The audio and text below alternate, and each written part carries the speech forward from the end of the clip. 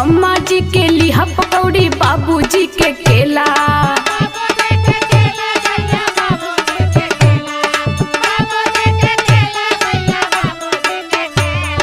देवर जी के छेना बर्फी, ननदो जी के पेड़ा। अरे तो सबका टीका मैं ले